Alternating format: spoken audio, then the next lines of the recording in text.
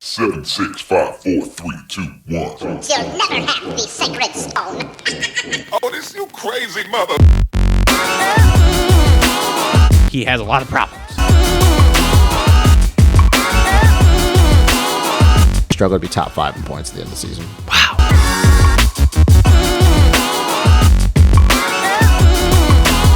You bleach your hair, you're a sellout.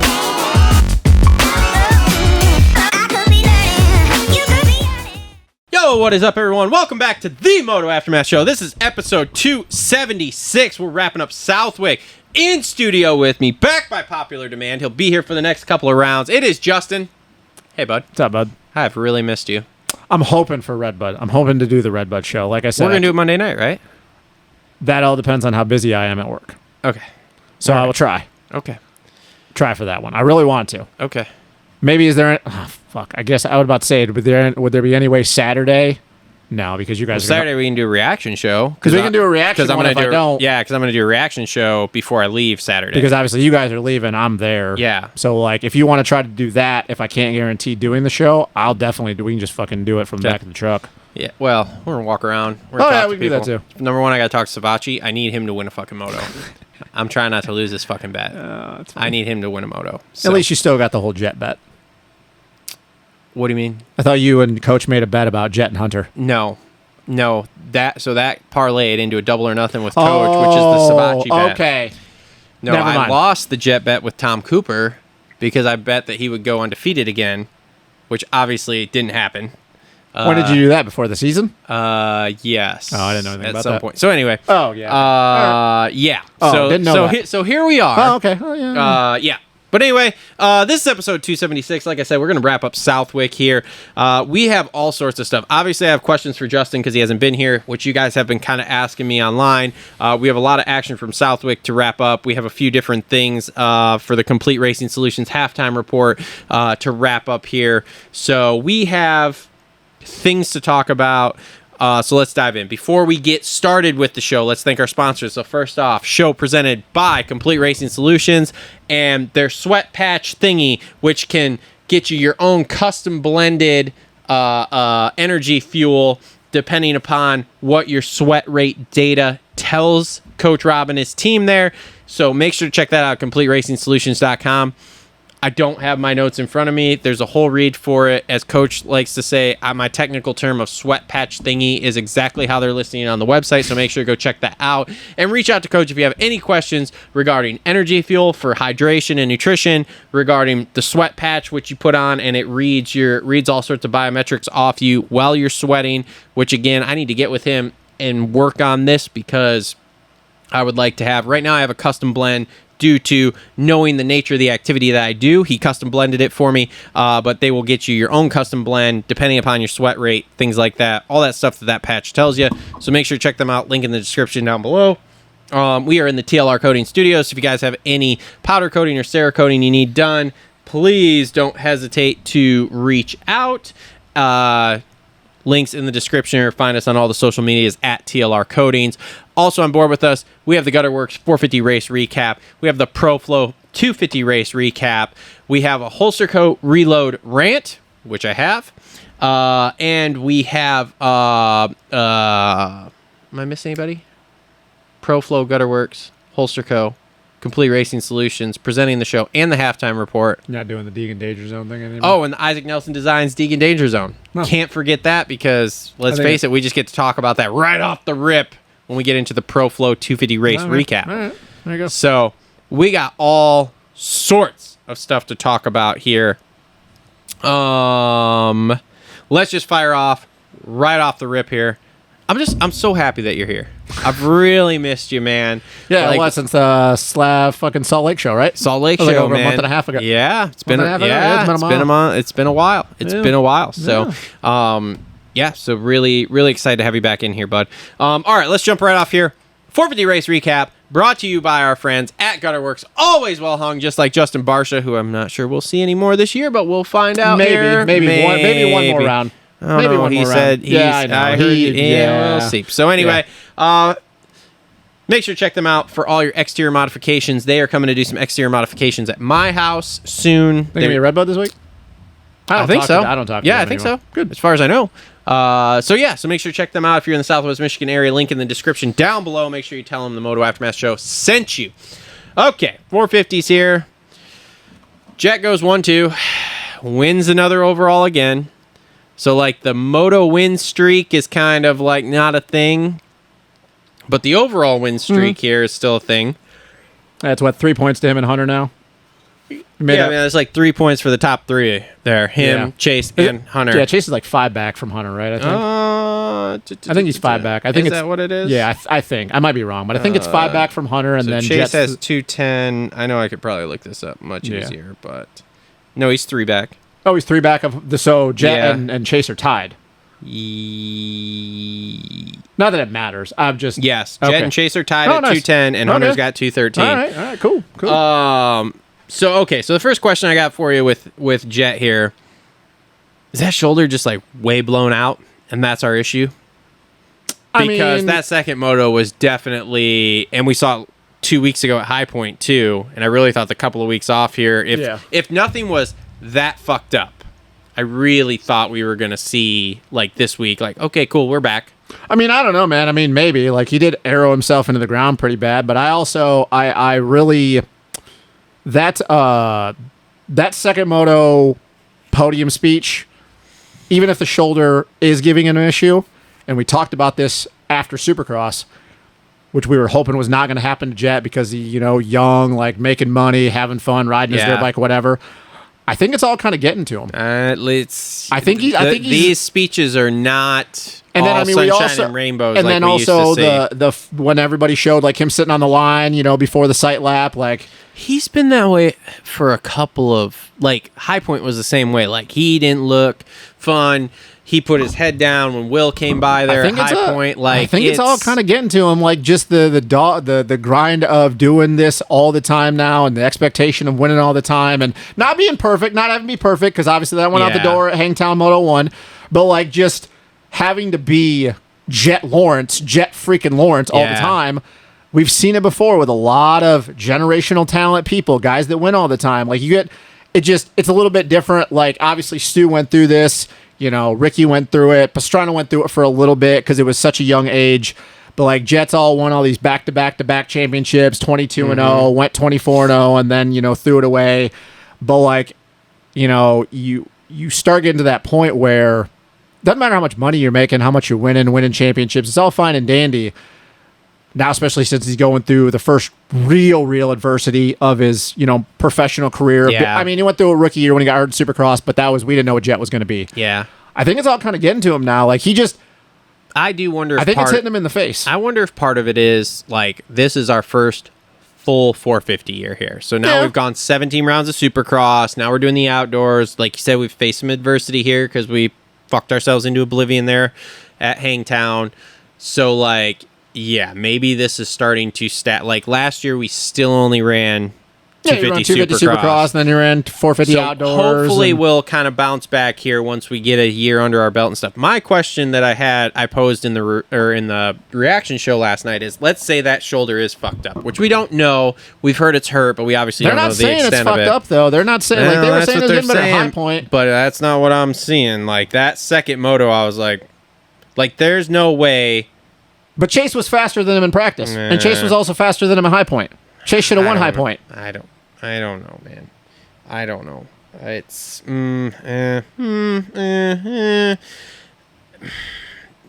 think that injury has a lot to do with it. High Point, we were real fucked up still. They were saying they were screwed up still.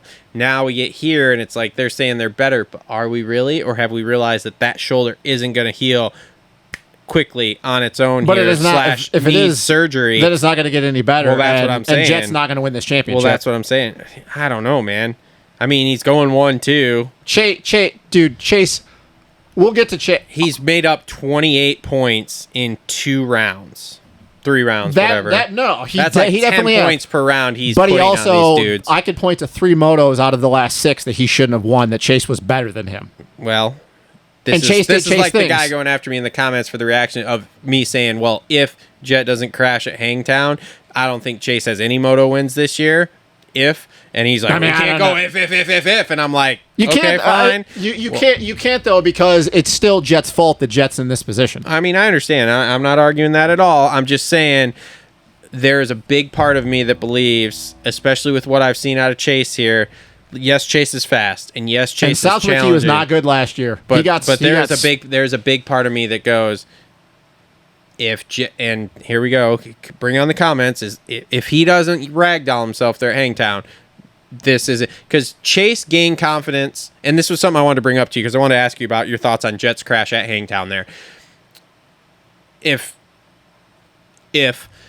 Jet doesn't do that, Chase doesn't win that first moto, which gives him confidence to do what he did that second moto. Yeah, which, by the way, in my opinion, nobody was beaten. Like, Chase, the way he rode that second moto, he was the fastest man in the world. But that, I feel, was triggered by him winning that first moto. But we've talked about this with Chase, getting the confidence to see himself beat Jet Lawrence, and what will that do? And now we've seen it now that Chase has the confidence, especially that second moto, because Chase's speed is not the issue. And it wasn't Chase's speed last year wasn't the issue. I could point to a lot of times where Chase was better than Jet last year, but he did Chase things. He did the Chase way. He's still doing Chase things, which is funny. And I can point to exactly what at High Point all he would have had to do to not crash in that second moto, and he would have won that thing. Yep. And he probably would have won the second moto at Thunder Valley with the way he was riding, but he once again rushed, whatever. You're right, yeah. He doesn't see himself win that race. He doesn't have the confidence to fucking have one of the best rides we've ever fucking seen in that second moto. You're right. There's no disputing that. That's not an argument, but it happened. Yeah. And now Chase knows that he can beat Jet, whether it's Jet still being hurt or not, doesn't matter. Yeah. Beating someone is beating someone. Just like Ryan Dungey, the way he used to have to beat people when he wasn't faster than them. Beating Ryan Villapoto, beating Stu, beating Reed. Well, not so much Reed, because point is this is where we're at now. Yeah. And if that shoulder is fucked up, Jet is still getting overalls, and he made a shit ton of points up from being down. But if Chase just does what Chase did that second moto, Chase is going to continue to beat Jet, because if that shoulder is screwed up and it does need surgery, Jet and Chase at their peak speed right now, Jet's not even close to Chase at peak speed right now at this point. We're struggling, which is what makes me think that shoulder is way more. But let me ask this.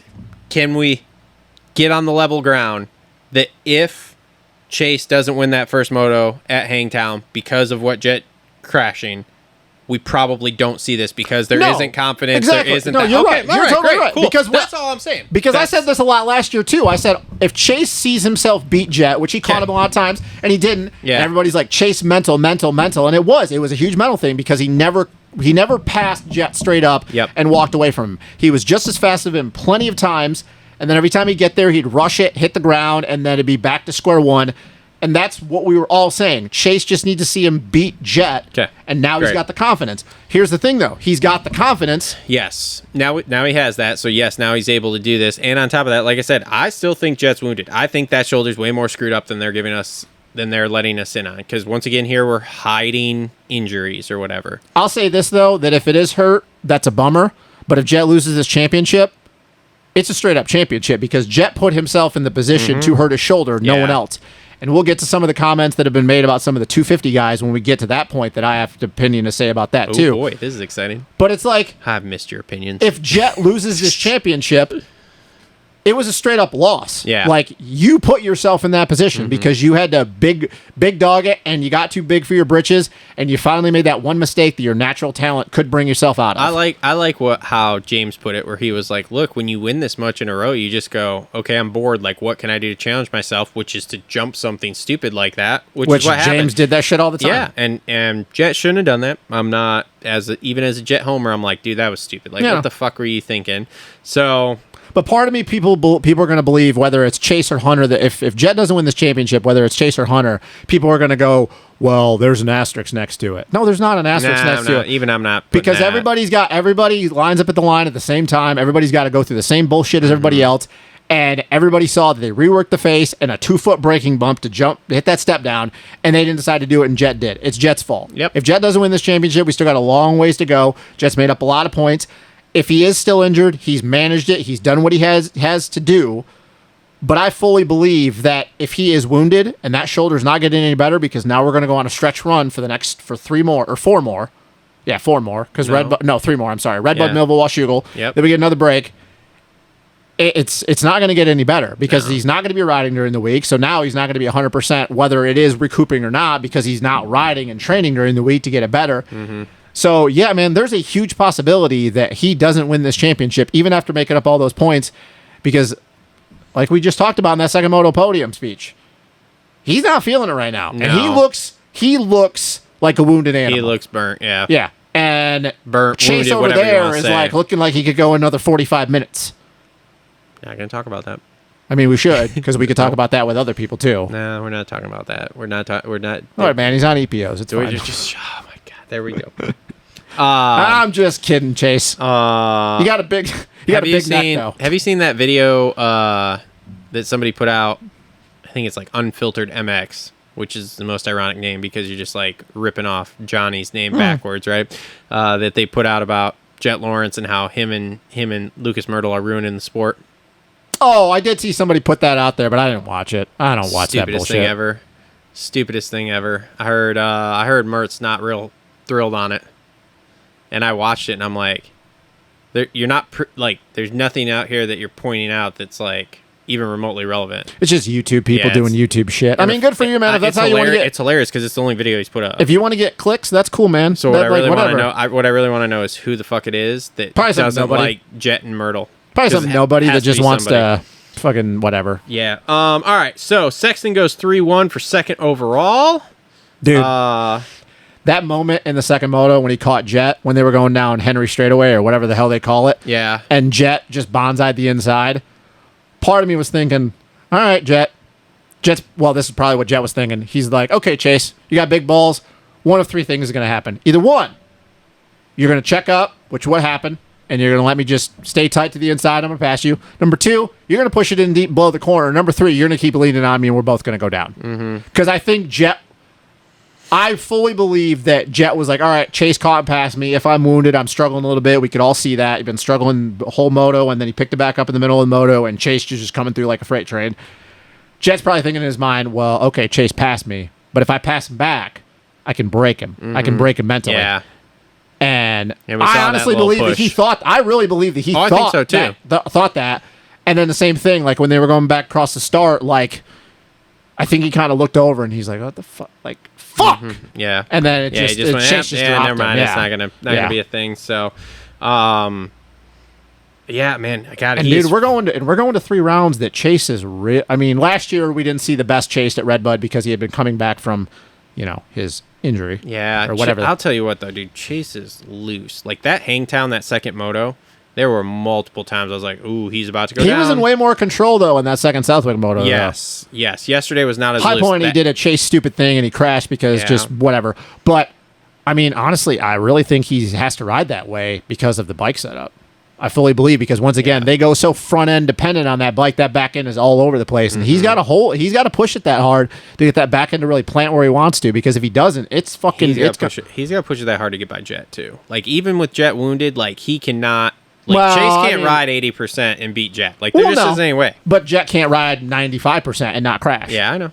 So it's like it's one way or the other, and it is what it is, and you're not wrong. Like I agree with you. But it's like Jet's 80% is like Chase's 100%, and then if Jet goes to 100%, he hits the ground. And then with Chase's at 100%, like it's kind of 50-50 because we've seen it both ways here. So yeah, but I mean. Look, this is interesting because we've got 3 dudes within 3 points midway through the season, which none of us thought we were going to have coming in, especially after Paula. We all kind of went, yep, oh boy. Yeah. Because it was the same thing we saw last year. Yeah. Like Chase was close, challenged him, pushed him, whatever at Paula, and then at the end of the day, still couldn't beat him. Yeah. So it was like, shit, here we go. Here's boring again. So, and I think this is what it's going to be like for the rest of the year. I think so too. And we have with these 3 kind of trading. We have 3 tracks that Chase is obviously really good at Millville. Yep. And he beat what we thought for a long time was an unbeatable person at Eli at Washougal in 2022. Yeah. So, and I think Redbud's fair game because it's Chase. Like Chase loves Redbud and Jet's really good there, obviously. Yeah. I will say, Unadilla is the only track that I'm like up and down on because Chase is really good there. But that track just screams Jet Lawrence. So, like... If Jet comes out in 1-1's Redbud... I don't know if Jet's going to go 1-1 at all the rest of the year, man. This is just my thought process. If he 1-1 Redbud here, then I'll be like, okay, it was just Southwick was causing, a little what fatigue about High Point and Second stuff. Moto? Yeah, but that was before the break too. See, what my concern, like I said, what my concern is like, is it something that can actually heal over time, or is it something that requires surgery that we're trying to ride through? If he comes out like Southwick, we all know is massively challenging to ride no matter what. Yeah, and for sure. It's physically challenging. Like it's just not a normal national at all. So if he comes out, looks good at Redbud, goes 1-1, okay, cool. Then we're fixed, and I'm gonna be like, this is basically like this is over. Like if he's made it through this injury and made it through this whatever, barring some catastrophe like that again, we're basically good. If he doesn't, if he goes say 1-2, 2-1, 1-3, whatever, then I'm gonna be like, ooh, this is really. I just up think in that's the what air it's going to then. be because this is 2 weekends in a row now that it's or Like two I said- races in a row. And like I said, maybe. Now my thing is, like I said, with High Point, we knew he was injured from Hangtown. Still, we knew that was a thing. We knew that. But clearly, though, if he is still injured, it's still a fucking problem. Yeah. So because if it's not, because what happens if it's not an actual problem and it's not a shoulder? And this just is what it is at this point. Yeah, maybe. That's the thing. Like we don't know because once again, nobody's transparency.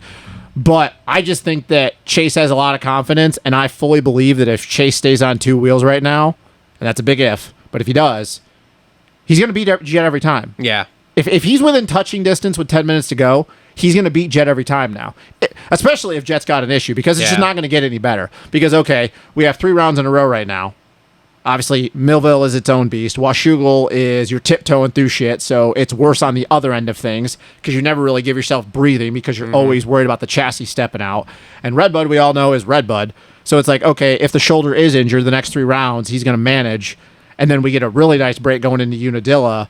But it's like, if Chase starts clicking off wins, I mean, I don't know. It's definitely, it's giving us a lot to talk about, and it's not where I thought we would be at this point in the season. But I don't really know because we just don't know what's out of that camp, and I'll see what I can find out. I mean, I'll see what I can find out. Doesn't really matter to me. I'm not a Jet Lawrence homer. Shoot, there was something I was just going to ask you. Now I am completely blanking on it. Oh, well, moving on. So Hunter goes 2-3 for third. Surprise of the year for you? At Southwick or him in general?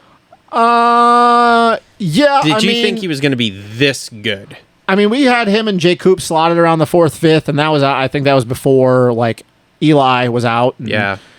I didn't.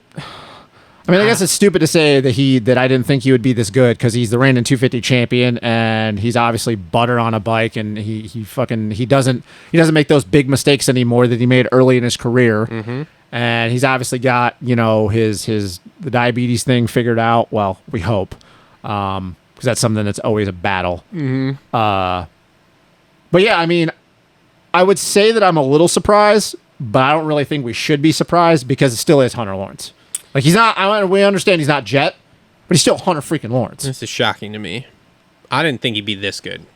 We talked for 4th, 5th, maybe sniffing podiums. Yeah. I didn't think he was going to be race winning, speed, hole shotting, like running away. These fucking Hondas are dialed on the starts, man. Their ECUs are insane. It's insane. So this is a level above where I thought he would be. Do you think he gets more wins this year? Moto wins? Yes. Where? I don't know. But he's like sneaky good. Like sneaky good. Do you think it's still going to be a dogfight between those 3 at the finish? Yes. Or do you think of okay? Yeah, right, unless like I said, unless Jet shoulder isn't actually a problem and it was just like tail end here, fatigue with it with Southwick, and like I said, if he clicks off a 1-1 at Redbud, okay, then in my mind it's going to probably be over because he's just going to start running away with these again, going 1-1. It is funny. This is what I was going to bring up. When he crashed at Hangtown and lost points lead, Issac, I don't know if you heard this, but Issac texted me and was like, how long do you think before he gets it back? And I said, Redbud. And he was like, you're crazy. And look where we're at. I just don't think he's going to get it back at Redbud. Maybe. I don't. Within 3, he wins a moto, like, and doesn't get third. He goes 1-2. He's back in the points. I think it's a better shot of Chase going 1-1 at Red Bud than Jed at this point. Maybe. I don't know. I'm excited to see it. Yeah, I'm excited to be there. Sure. Justin Cooper goes 5-6 for fourth. I honestly thought with the way he rides Southwick and the way he floats through berms that, and especially just his results in the 250, he was good. Obviously, fourth is good. I didn't think he would get beat that bad. I didn't think he was going to win at any point, but I didn't think he was going to be 46 seconds back or whatever it was. Riding for a ride, bro. That whole They're stupid to let him go, but especially not knowing with Eli and Coop and what's going to go on with that situation. And apparently, I don't know if you've seen this, but I guess Coker said they plan to have Eli back by Buds, which is kind of the timeline they had anyway. Yeah. Don't know why Coop's even riding outdoors at this point, because let's be real, he's not coming back for any of the outdoor shit. He's not coming back. But Eli, I mean, that's kind of what they've been saying the last 2 or 3. So yeah, we'll see what happens there. But I think it's stupid that Jay Coop's riding for a ride. Like, Dylan, yeah. Why? What? They should, he's doing exactly what he should be doing. He's doing what he's getting paid to fucking do. He's not getting paid to win championships. The biggest problem, I think, is that he's going to require more money next year, which is going to... Deservedly so, though. Yeah, and it's like, okay, look, instead of budgeting for these 250 kids that... 9,000 of them? Don't fucking mean anything, like, dude, take Mosman's salary and just give it to him. How about we just take Mosman off the team?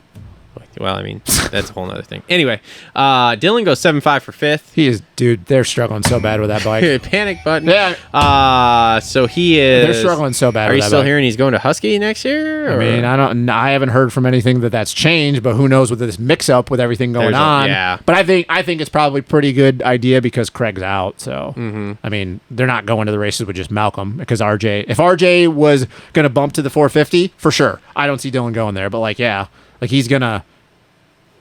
he's not happy with that team, which is a bummer. That was a very bright, shining light, and it burnt out really quickly. Yeah. I mean, we should have figured that, though. I mean, Phoenix, this is the first time they've had a caliber rider of like him. Yeah. And they're not prepared for it. Like, you can get all the help you want from Ziggy and MyShack and all them at FC and all these different people, but it's like... It's just still, it's the operation. I'm not saying the people over there aren't good, because obviously they've been a team for a long time. They've been uber successful on the GNCC side. They know how to run a team. They know how to get to the races. They know how to put in results. But it's a big difference going from, oh, hey, we're hanging out in like 10 to 15. Maybe we'll be like 8th or 9th to, no, now you have a guy that like maybe is not going to win a championship, but he should be on the podium every weekend. Do you really think that... What? You think it's the bike that's holding him back? I think it's the bike, but I think it's also now becoming a confidence thing. Even if I agree with Stu. I think that mentally that he's not in it anymore. I think that he in his mind still thinks he can battle for wins, which I believe on his good days he can. I just think that this has been such an ongoing thing with him where he's been back and forth with his team. Obviously last year at Star, we know he wasn't happy. And yeah, Dylan's tough to deal with, but he knows what he wants. He's done enough in the sport to deserve it. Sometimes you can bitch a little bit too much. But I think it's a mental... I agree with Stu. Like, I think mentally now, he's smoked. Like, not like in the sense of that he doesn't want to keep putting in the work. I just think that he's probably thinking when he gets up in the morning and he's going, is it really worth the time and effort anymore? Because I'm not going to get back to where I was. And he's never going to now. He's too old now. He's too old. Like, he can still be a guy that gets on the podium and gets top fives and is there no worse than like 8th, 9th. But it's like now, dude, he's 30. He had the perfect storm to win that 450 title when he won it, and since then it's just like never. And he was so good that year. That Dylan Ferrandis was so good. Yeah. So. All right. AP goes 12-4 for 6th with a goggle change on that first moto. He's taking a step, but this is just where he's at. I mean, he's going to come out and he's probably going to have a really good red bud because obviously, like, home track for, well, I guess Crawfordsville would be more of his home track, but he rode a lot at Red Bud. Like, he rode at Red Bud. 4th of July, the whole country thing. Thoughts on the cowboy gear? Dude, I'm over this whole cowboy thing with him. Somebody actually put up a post. I don't know who it was. Can't remember if it was on Twitter, X, whatever, Instagram, I don't know. But it was him, his second year at Star. And he was still young then. I mean, he's still young now, but he was young then. And then just the caption goes, AP always wasn't a cowboy. And it's him with, like, just long, like, blonde, like, not long like it is now, but, like, blonde-style tips. Didn't have the stupid mustache, all that. And, yeah, I mean, this is developed. And as much as I hate to agree with Cole, like, AP isn't really a cowboy. Yeah. Like, bro, you're from Ohio. Yeah, it's fine. Barsha goes 6'11" for 7th with 2 blown out knees. His upper body has got to be wrecked so much, Oh, dude. man. He is so He's stiff hating life from the right pelvis now. down, dude. He is so That's what stiff. happens when you just put your knee braces on, just fucking Just lock tighten him them up. Yeah, Yeah, that's fine, dude. He is just like his body language has always come from his upper body, but he's built that from his base. When you watch him, he's just, dude, he is like hips low, and that's where they're going. And that bike is going like this, and he's going with it, and he's trying to correct from the upper body. And it is like painful for me to watch because it's like, dude, he is so much pain. Are we gonna see him next year? Racing next year? Yeah. I mean, dude, with all this impending bullshit going on, and I don't know. I mean, I would think so because we know that he doesn't want to quit racing, and he's not going to go to the GPs. Yeah. But I mean, there's a lot. Like next year is going to be really interesting with anything Austrian related. We're gonna talk about that in the halftime too. I think I did a video, but I want to talk to you about it. I think he's gonna race, but I think it's definitely his last season. I think he's just kind of like, man, I've made my money. Like I've done my shit. Okay. Like it is what it is. Phil goes 9-9 for 8th. Really good that first moto. Phil is, guys, starts are so good on that club bike. It's unreal. It's unreal. Harry Coolis goes 10-10 for 9th. Which is so funny to me watching him, even though Southwick isn't a proper sand track, as the Euros would like to say.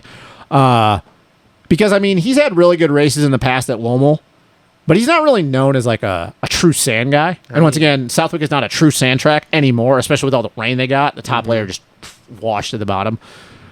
But it's just funny to me, and we'll talk like when Oslin and Garrett Krestinoff come up. But it's like I watch these dudes, and I'm like, these fuckers are getting top 10, and like when they go to the sand races over in Europe, like they'll be lucky to be within like a minute of 10th. It's just wild to me. Yeah. Kyle Webster comes over from Australia. I called that shit. 17-7. Yeah, and he came from like 33rd the first moto, so he definitely was top 10 speed. Yeah. Yeah, man, he just lives in the sand, bro, and he's going to be the MX2 pick for Nations, unless Jet's hurt and he doesn't go, which who knows. I'll be interested to see what Webster does at Redbud. Still, obviously soft, but I think we'll get a true understanding of his speed. It was funny to me. People were just like, "Who the fuck is Kyle Webster?" And I'm like, "Man, you guys got to do your homework, bro." Like I love watching Kyle Webster ride. There's a lot of, Jet and Hunter. Kyle rides a different way. There's a lot of Aussies, man, that just have really good technique. And when you're filming for practice on Saturday morning, really hone in on watching Webster. Like when he's got the track dialed in, dude, he's got such good technique. So fun to watch. All right. Stu 8-16 for 11th.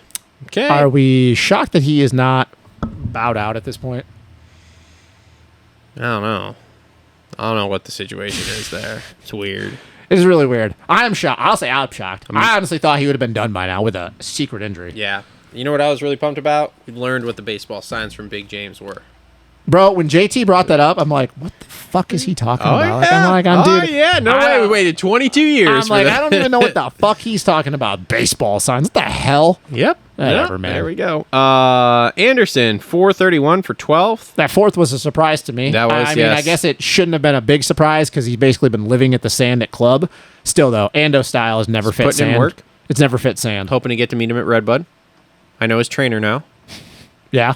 Yeah, I did a Johnny show with him. Who's his trainer? John Westling. Oh, never. He started troll training with Oh, Amart. okay. Yeah. Yeah, because Amart's a big training guy now. Yeah. Yeah. So, it was actually funny when I was on that show. So I was talking to them about marathon stuff or whatever.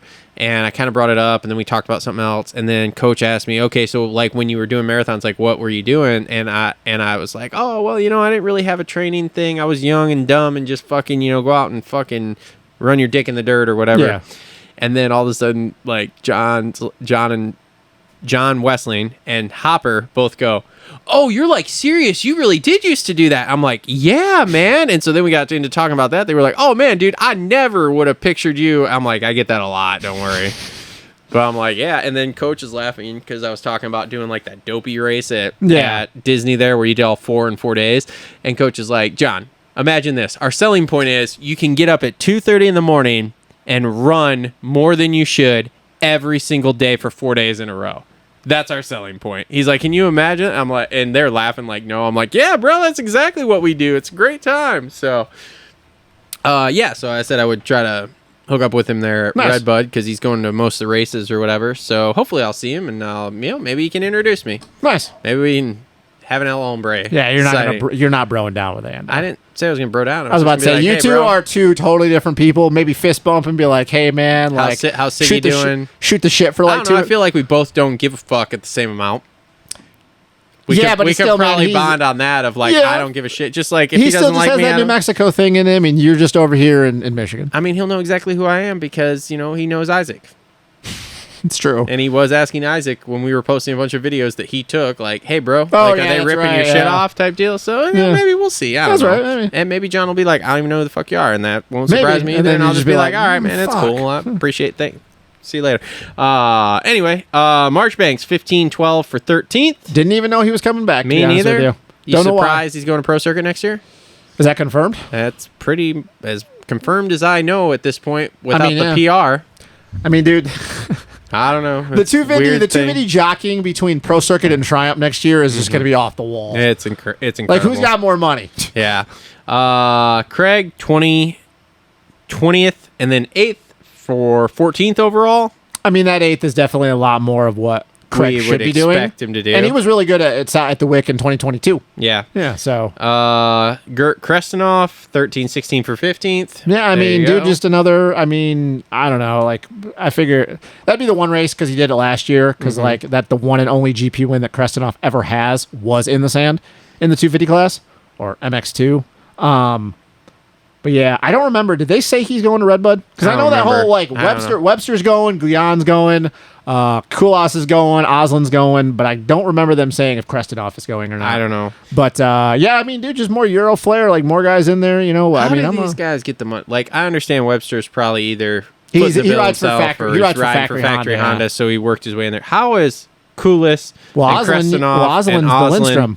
Lindstrom, like his dad, like his parents are really good friends with Lars's dad. Got it. Okay. Harry, So that's a HRC bike then.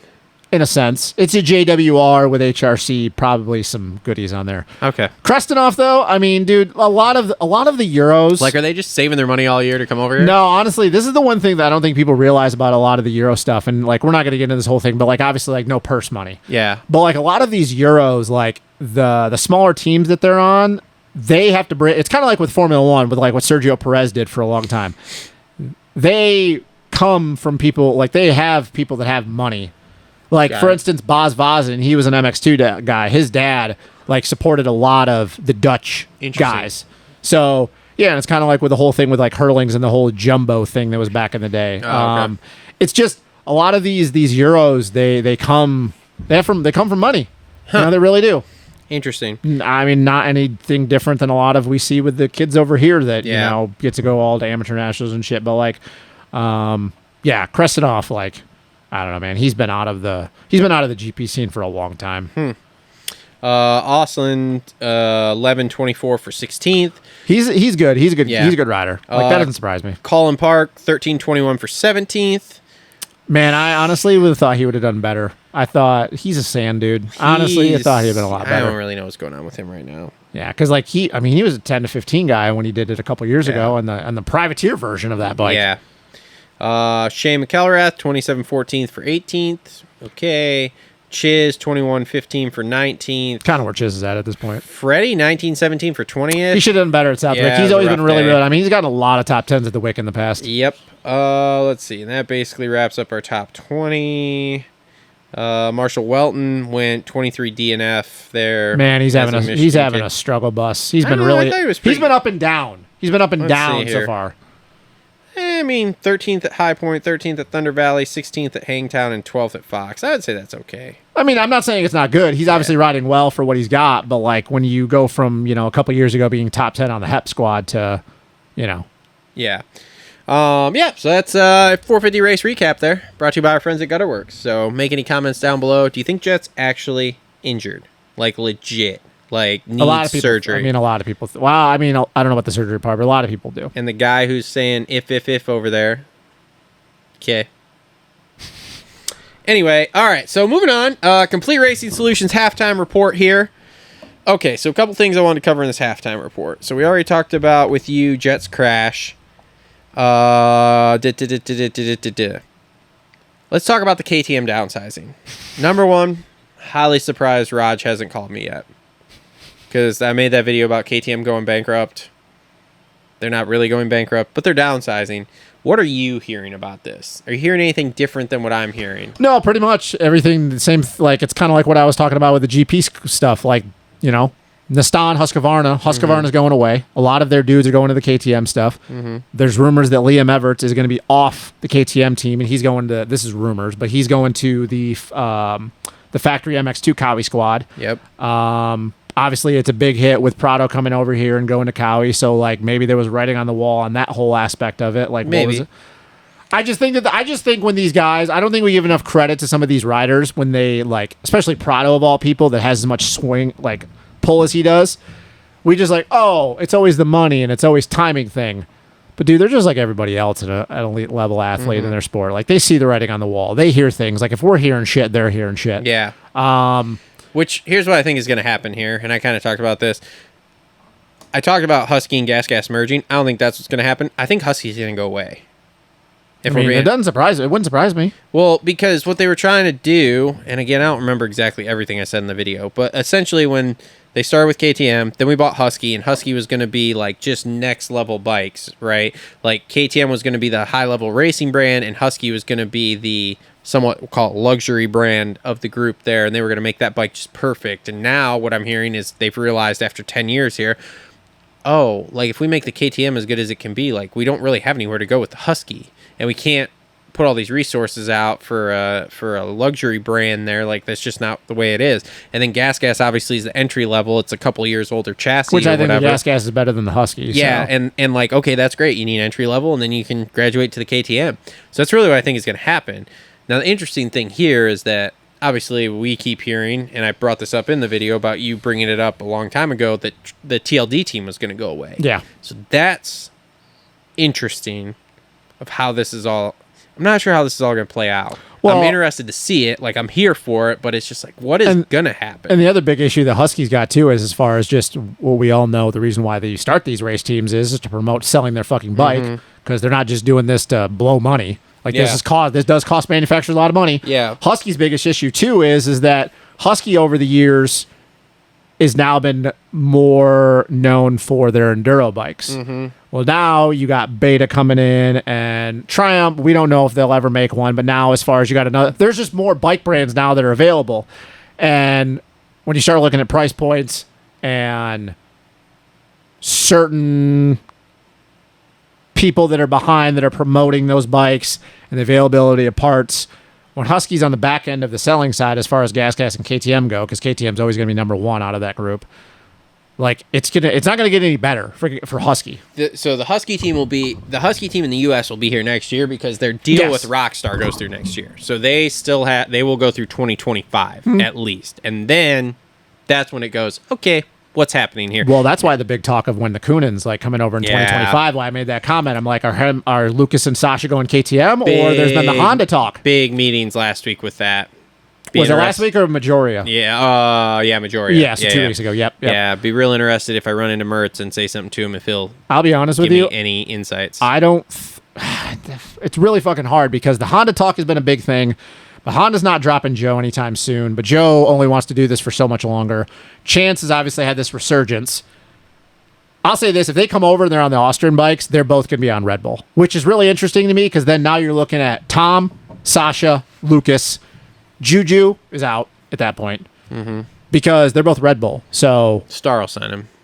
They're not going to go to Yamaha. They won't be on a team with Hayden Deegan. No. I'm talking Star will sign Juju. Oh, yeah. That'd be great, though. Well, I mean, we all, like, that was talk. I mean, he tested for Star.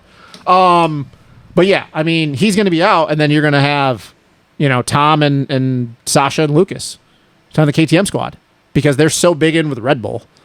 That's if they come next year.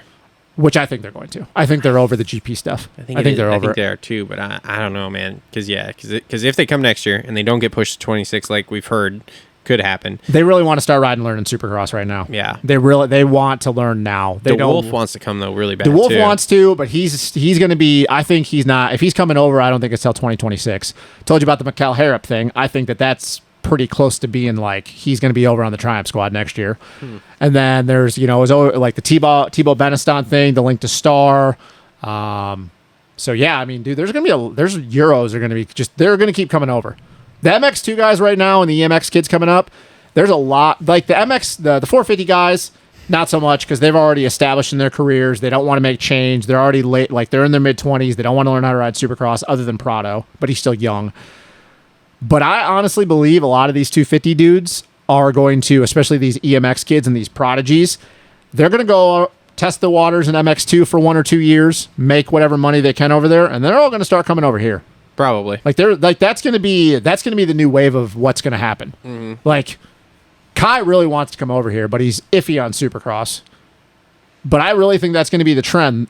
A lot of these kids are going to come off the 125 class, go do EMX 250 for a year, go sign a contract with an MX2 team, do for 1 or 2 years, get the flow of being a professional and doing this day in and day out grind thing, and then they're all going to come over here. Mm-hmm. So, like, you're going to see a lot of influx of Euros probably from here until the foreseeable future. And that's great for us, but it's a bummer for a lot of these dudes that are, like, the lower end tier because they're all going to get bounced. Look, man, we just got to make Supercross elitist again. I mean, dude, it's going to get to the point where there's going to be so many dudes that you're almost going to have to. Well, then you've got the Ducati thing. Have you heard anything else on that recently? That is one thing I don't have any connection. I don't know anybody. The only thing I keep hearing is it's East Coast and it's down to JGR. Kyroli raced. That was with the Italian Championship and just whooped up on everybody. Yeah, I mean, you know, that is one. That whole thing, I don't have any connection to anybody that knows anything on that. You hearing anything about the Triumph 450 other than the fact it's not going to be here next year? I mean, they're still working on it over the There's the production pond. bikes out there. Yeah, is what I'm hearing. And they're working on it. So, I mean, they've been testing them. They're just not going to have it built. And which once again is a bummer for Joey. Yeah, that's a whole another interesting situation of like what the fuck's going to happen there. But you know, the Triumph squad next year will probably be Joey, Jallee, Mikkel Harrop, Styles Robertson, and Nick Romano. Maybe Max Milland. That team's just going to rival the Star team. It'd be sick.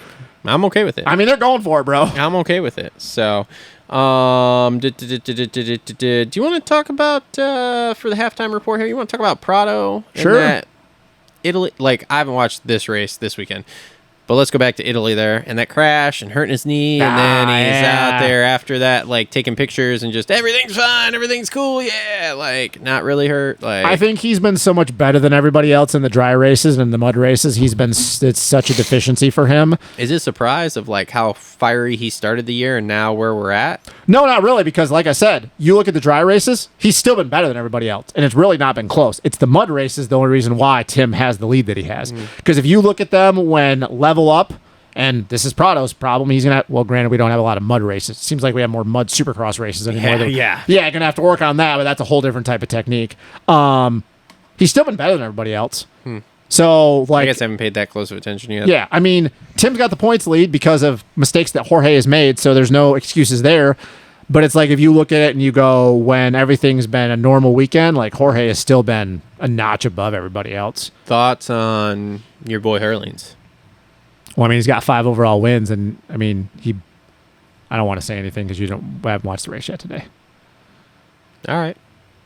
Well, I mean, dude, he's taking the approach of he's kind of like, and now Paul Malin has dubbed him the Diesel, which I find hilarious. One of the KTM dudes we've dubbed the Diesel, but like Hurlings, even when he rips a holy, it takes him 20 minutes now to really loosen up. Yeah. Like his body has been through so much; it's so stiff, and it even shows. Like he's been racing the British Series over there. And granted, this guy is really, really good, and he just kind of had a shit situation with the GPs. Conrad Muse has beat him straight up a couple times. Like, straight up beat him. Granted, Conrad Muse was a prodigy in his own right and kind of got fucked by the whole KTM system.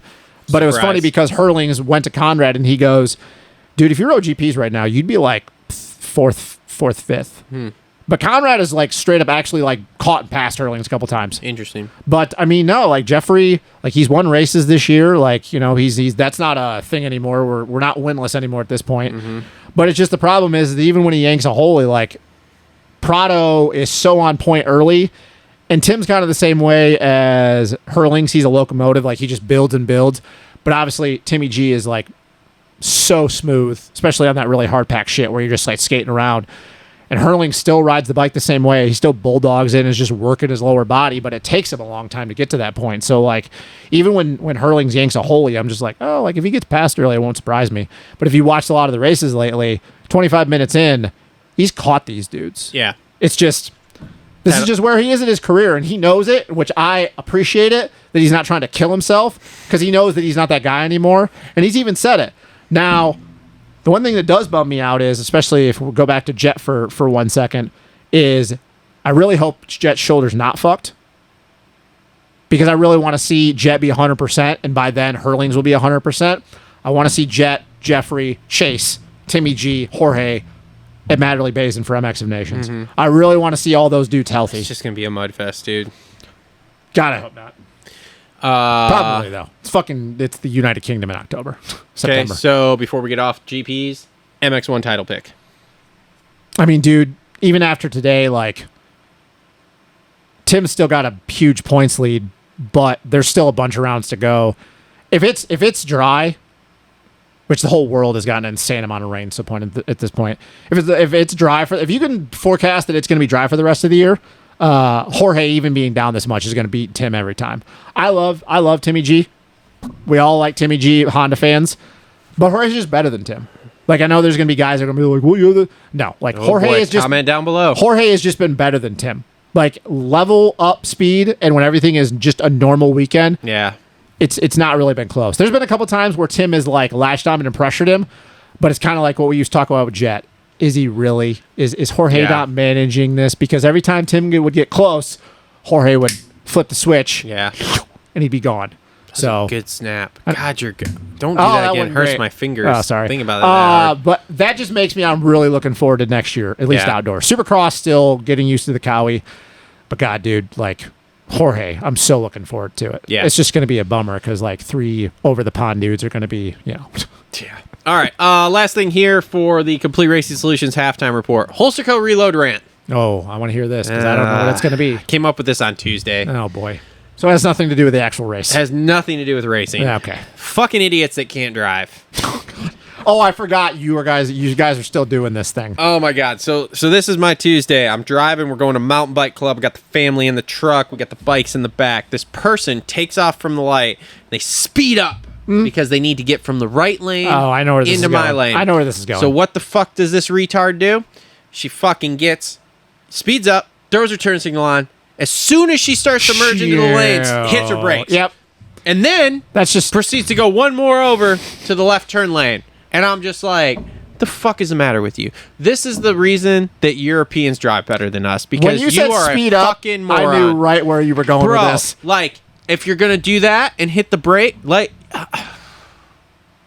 this is one of those times I wish I had one of them big cattle bumpers, because I just kept pushing down the fucking road. Fuck you. This is one. Don't fucking care. That is one thing I will honestly say for all the places I've lived, whether it was living in Marcellus, living in Paw Paw, going to Plainville every day for work. When I was running the restaurants and stuff, like having people passing you and then throwing on the brakes. Yeah, like an because asshole? I was on the I had to drive the highway all the time, no matter what. So like, I didn't really like going to work whether it was the shop or the restaurants. I didn't get to drive. I had to drive the highway, and that would be the one thing. And the one thing that was what I hated more, especially when I was in the car at the time, was when semis would do it. Because I'm like, dude, especially in the wintertime, I'm like, bro, I'm over here. I'm going faster than you, but I understand you're behind somebody, so you merge over to my lane. Okay, cool. We're on icy roads, bro. It's the highway. We're still trying to move along and not kill everybody. You can't cross over in front of me and then get on the brakes real hard, bro. These semi-truck drivers, I call them superheroes. Oh, my God. Drives me insane that, I'm going to pass this other semi-truck. Semi's leveling up down the highway, and you're just they're like, only what doing the fuck 5 miles an hour more than the other truck. And but they're like, bro, I can't thread the needle and go through you guys. I can't let off. I got to pass this semi. So now for the next 8 miles, I'm going to back up traffic trying to make this pass. And it's just like, bruh. And it's the worst on 94, I call them superheroes. I'm like, this fucking superhero here. But the fucking retards in regular cars that throw on their brakes, like pass you, then throw on the brakes right as soon as they get in front of you and about get ass packed, or go fuck yourself. Yeah, man, and that's why we have literal crashes on the highway when it's the middle of summertime. That, like, when I was a kid, like when I first got my license and I would always hear about people crashing in the summertime, I'd just be like, and it's like a 75-degree day. I'm like, what the like? How do you crash on the highway? Like when you would hear like, oh, it's wintertime, whatever, bad roads. Yep. But I'm like, how in the fuck do you how do you crash when it's like a normal sunny day? Like, what are you doing?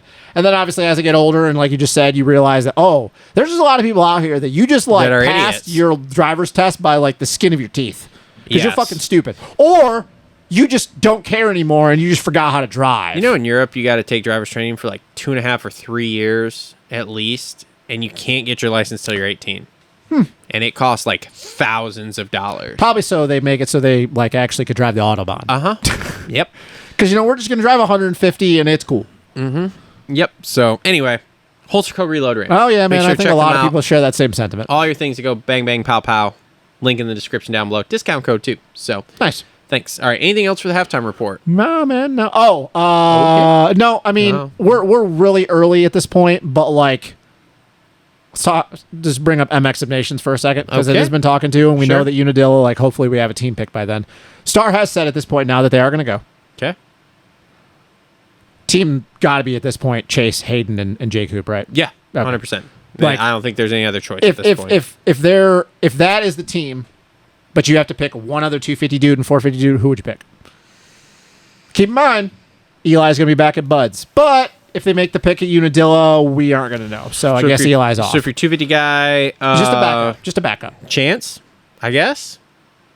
Yeah, I he's think the second you'd have, best I think you'd 250 have to guy go. American-wise. I think you'd have to go with that. 450 dude. Is it AP? Yeah, probably. But I mean, honestly, dude, there's a lot of people that, which is weird. There's a lot of people that are like, fuck sitting AP. Every time he's gone, he shit the sheets. or Which is Ando. really, Cowie won't go, remember? Ah, that's right. Yeah. So never mind. Yeah. So I guess it's AP. Unless Tomac comes back and just sets the world on fire, which I don't think he will. I don't know if you saw that, but I commented about that too. No. Maybe last show before about like, look, dude, he doesn't have 30 minutes in him. There's No, no man, way. he just wants to be healthy by SMX. He didn't have it in. He didn't have it in Supercross. There's no way he's gonna have it outdoors. He honestly is coming back to just be on the bike. He wants to be healthy by the time we go to Yeah. Charlotte or Concord or whatever the hell we're calling it. Charlotte. Yeah. Yeah, man. That was surprising to me though, that there's a lot of people that are be like, don't send AP. Yeah. Which is weird because everybody loves AP, Yeah, American but he just Pride. isn't that good at Yeah, at he the just race. struggles at that race. You and Cole going to Washougal? I don't talk to Cole outside of I gotta text both of you here in the group chat and Definitely be like, not. "You two pussies going or what?" Definitely Isaac's not. going. Oh, good for him. Yeah, family trip, be nice. All right, yeah, that's all, All I right, had. that's been your Complete Racing Solutions halftime report.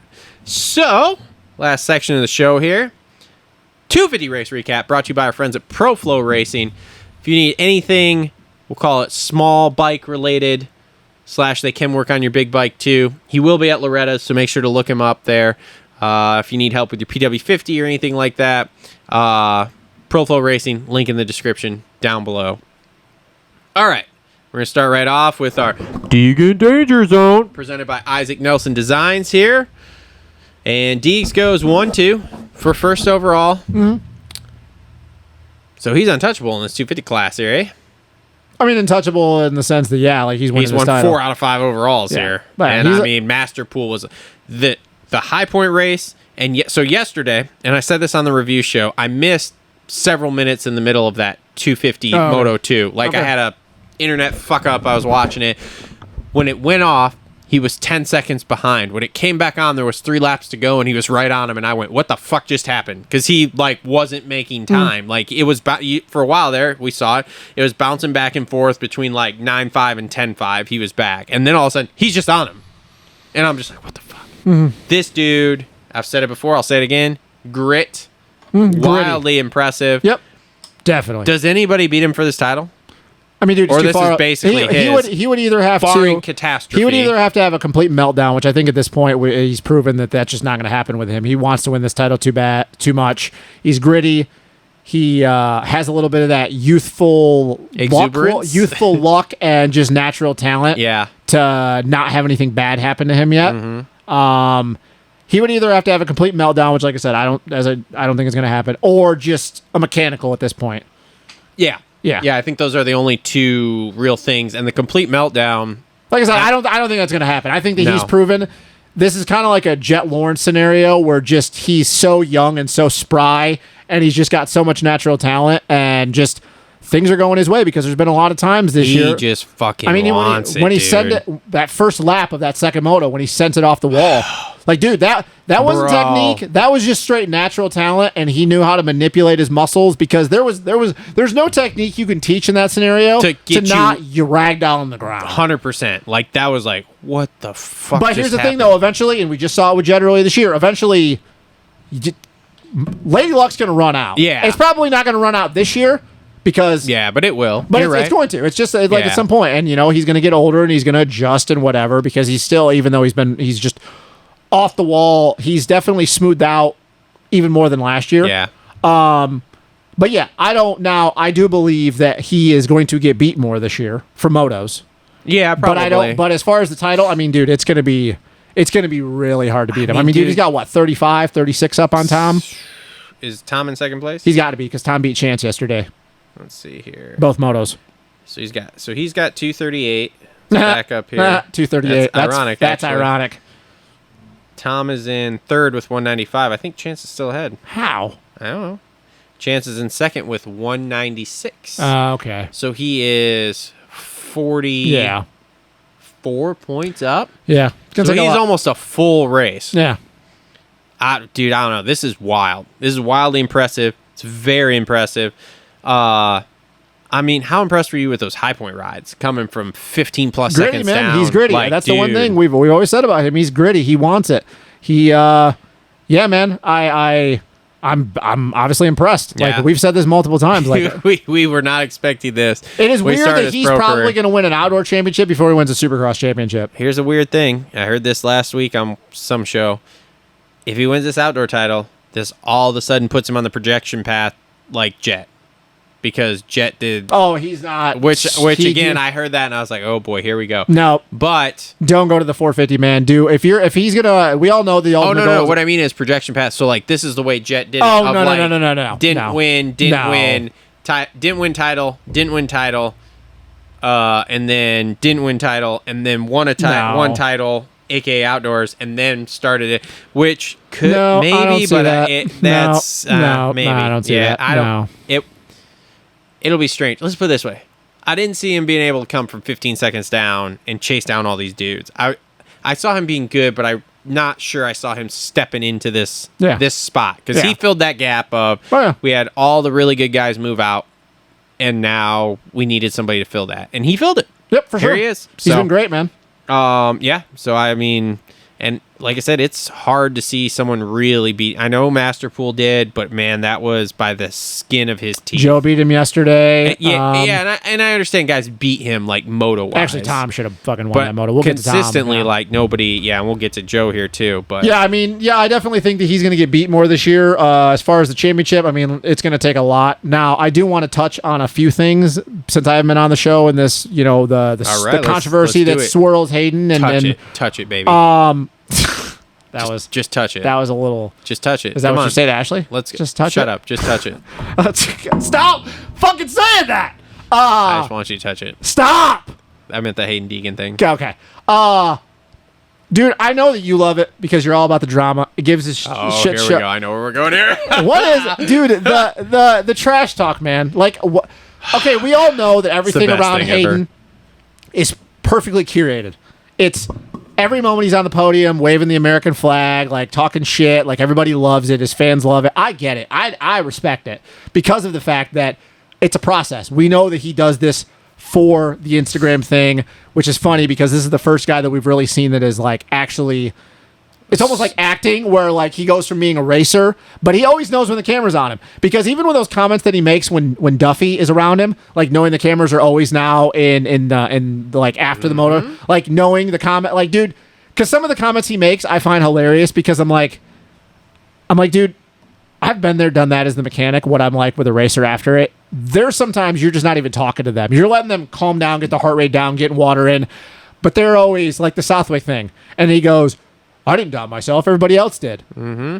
But it's like he knows that the camera's on him. And he knows it's a soundbite here. And the same thing with Paula and the thing with Levi and the thing with Chance. Which, by the way, the whole thing with Chance, stupid. I don't know why he said I know why he said it, but it was dumb.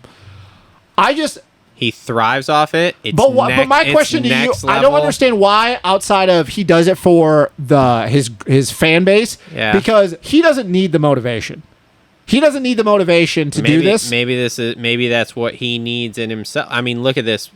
We saw this with RV of like I had to create enemies, like that's what some of these guys have to do. Like they have to create enemies or doubters. RC did it too in their head. To make it so he's just doing that. And part of it is, I do believe, a WWE style wrestling thing, which again, I'm totally fine. Yeah, I'm fine. I don't give a shit. I don't want scripted WWE races, but outside of that, I mean, if that's what you do. Yeah, because this is the next level that will take us to the next level with things. I know there's people out there, Mathis is one of them, can't fucking stand. Just be genuine. We don't, like, okay, be genuine. He's genuinely like, hey, this is what I'm going to fucking say.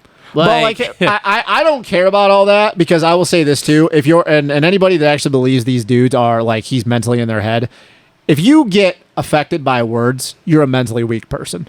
And there's gonna be a lot of people that are gonna take issue with me saying that. But here's the thing: if you're getting these guys are getting beat, the words are not the reason why they're getting beat. They're getting beat because Hayden's either in better shape than them because he's gritty. He wants it more. Yep. He's more determined. He's more talented than you. Bike's better. He's faster than you, whatever. But if you take all that and then you stack on that you can get in their head just a little. But I don't think that's what it is, though. I don't think he's getting in, like, a Chance Hymas's head. I don't think he's getting in Tom's head. Levi probably, because we all think Levi's a little mentally soft. Levi, I do think he's getting in his head. But some of these other guys, like, you're not getting in Ty Masterpool's head. Ty's been through way too much shit in his life. He's been through more shit than Hayden Deegan will ever understand. You're not getting in him mentally, in his head. Yep. Levi, like I said, we all think Levi's a little mentally soft. So I don't think he's getting in Vialle's head, because I just don't think Vialle, being a Euro, is just like processing things that way. And I don't think he's getting in Hymas's head either, because Hymas, I think, is too. I don't think so either, but I think that comes more from Hymas used to whoop on him back in the day when they were in amateurs and their classes would cross over. Because it was him. We just talking about this. It was him and somebody else, I guess, whooped on Deegan all the time. Back, was it Kitchen? Maybe it was Kitchen. No, Kitchen was way before. Romano. Romano used to whoop on him because like Romano, obviously because we know the whole age difference and stuff, so they would whoop on him at these amateur races or whatever when their classes would cross over. I don't know, man. All I know is I'm fucking here for it and I love it. My other question on that is with Hayden, what is up with him throwing his hands up in the air? What is up with that?